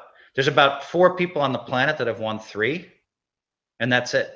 You know wait, that, right? really? Yeah. Look 3 that one up. hold'em? 3's a pretty. Wow.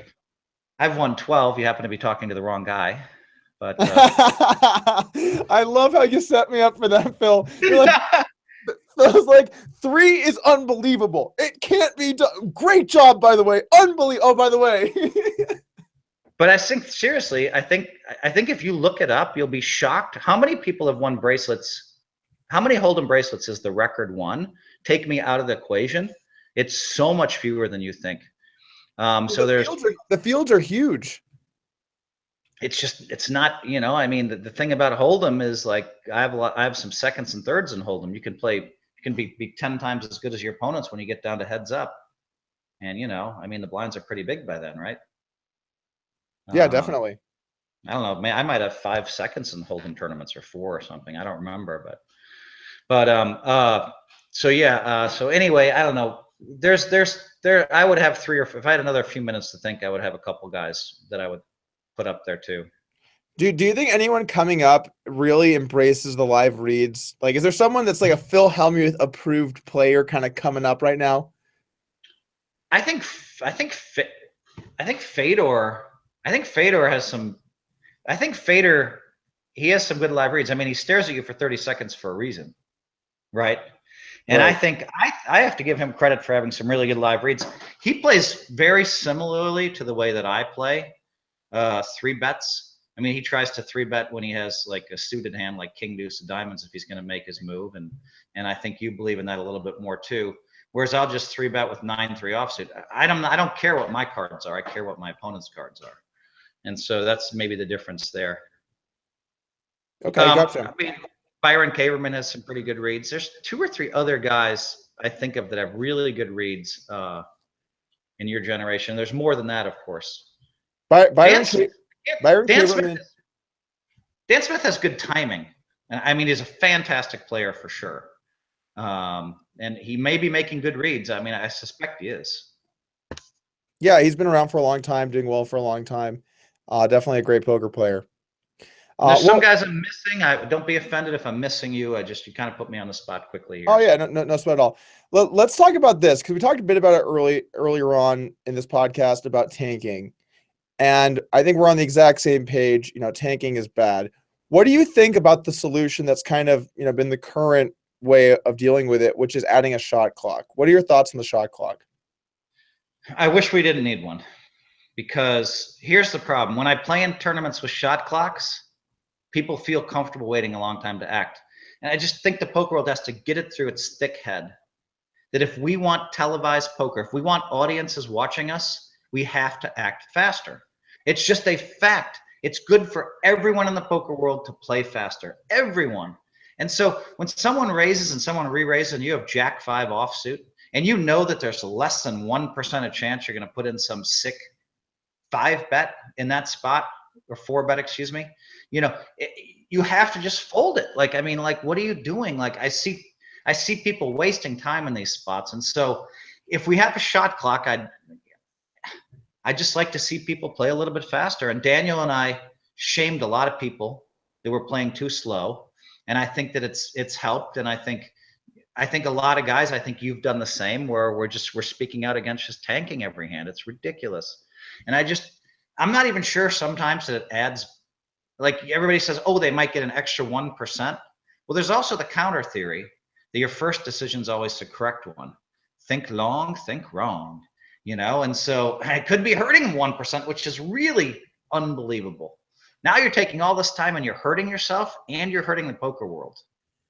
Well, there's sometimes we're stalling. Okay, so let's just talk about tournaments, because in cash games, if you're stalling, that's just ridiculous. I think we can both agree on that for sure. In tournaments, it's kind of tough because every moment you don't lose the tournament, right, other people might. So if it gets to you and you just take a while with whatever, you are actually making money. That's something that I think we all have to realize. Like, you make money by taking longer because the value of your chips increases. So but the problem is you won't be invited to any of these private events that we're probably going to have soon. I'll tell you that. But I'm not sure how much money they're making. Now, it's different to me, Doug, if you're talking about there's 10 left, in the one drop, or 11 or 12 left in the one drop, and someone wants to stall. I can't, even though I didn't stall very much myself in that spot, I was at least taking an extra 10 seconds longer than I might have, and if somebody else was stalling, I didn't say anything in those spots, because really there should be hand by hand stuff should kick in quicker, and we should get rid of that. Totally agree with you. I'm not afraid to admit this at all. When we were on the bubble, the stone bubble in the one drop, I was like a middle stack or a little bit below average, I think. And it's a good chunk of money. And by taking a little bit longer, I'm giving myself a better chance to win that. And I also know my opponents at whatever other tables are doing that as well. So it becomes kind of this battle where, do I give up my EV to the people that are willing to do it, or do I do it as well? And generally speaking, I just do it like a bit. I try to be kind of reasonable about it. I maybe take like 5 or 10 seconds or just something to where, because like if I play immediately and other people don't, you are hurting yourself. That's I get it. I agree with what you're saying 100%. And so what we need to do is we need to find a way to solve that. So maybe when we're 3 off the bubble, we play hand for hand. That way everybody can play quickly. It's better television, and we're not hurting ourselves. So there are some solutions they haven't implemented that I think are better. I agree with that. The problem with the shot clock too is if you're like, okay, you only get 30 seconds, right? Well, that can kind of backfire. And I saw this in the Super High Roller Bowl this year, where people go, oh, I get 30 seconds. I'm going to use 30 seconds every single time. Like, for example, and I love this guy. He's an amazing guy. Christoph Vogelsang, super dreamy German dude. great poker player, great poker mind. But the thing is, he took like down to the 27-second mark on every decision. Flop checks through four-way on Christoph, 30-second tank, check, checks through. River on Christoph, 30-second tank, and at that point, you start to wonder, are people taking the full 30 now because it's presented to them where they wouldn't have otherwise? Well, you completely ignored what I said earlier, Doug, but I said exactly that. So actually you and I are perfectly aligned on this. That's what I don't like. When you finally do play in one and they think they have to take the whole 27 seconds, then it backfires. And that's really bad for us. I agree. I'd like to see it. I don't think they can do it, but I'd like to see people like me that fold in 2 seconds should be rewarded when I actually need a minute and a half once every hour or 2 hours or whatever it is. It's not that often. I should have a minute and a half. And these guys that take 30 seconds every fucking hand, should be somehow punished. I mean, we have to have things that level the playing field. But to me personally, I don't think they have. I don't care. Actually, I will tell you this. If you're Daniel Negreanu or I and you have great reads, we want you guys to study 30 seconds from a player point of view, because we're going to figure stuff out. It's more time to study you. So it actually is worse for you when you have great players at your table, but we still want it to be faster just for poker. Yeah, I totally agree with that. Yeah, we're on the same place, or coming from the same place here. And I have watched many hours of your play because I do a show here on the channel called Poker Hands. I haven't done it in a couple of months, where I analyze well-known famous hands. So I've seen you play many hands now. Yeah, I see that picture behind you over there on the right. Right here. There we are, man. You're all fired up. I look miserable. You know what, Phil? This is a little preview for August 22nd. It's gonna look like that. I don't think so. I don't think so. We're gonna have a lot of time. You're gonna have to I don't think you're gonna be wearing sunglasses and a freaking covering your face. So I'm gonna have a nice little read on you. I'll let you have a shot at the reads, okay? I want the white magic in play. If I'm gonna get owned, I want it to be good TV. I mean, you know the way these things are when you have two great players playing. I mean, yes, I have some advantages over you.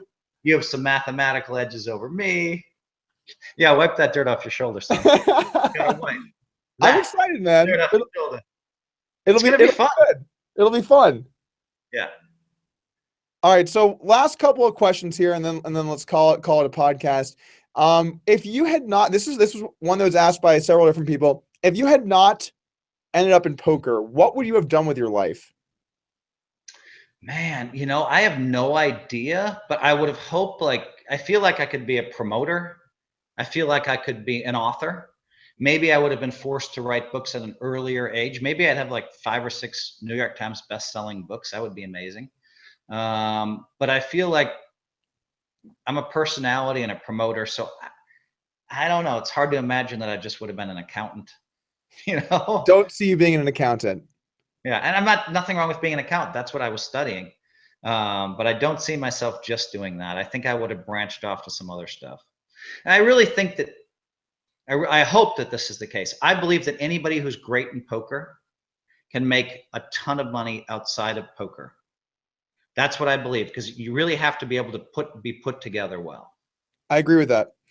And who would you say are your biggest influences from outside of poker?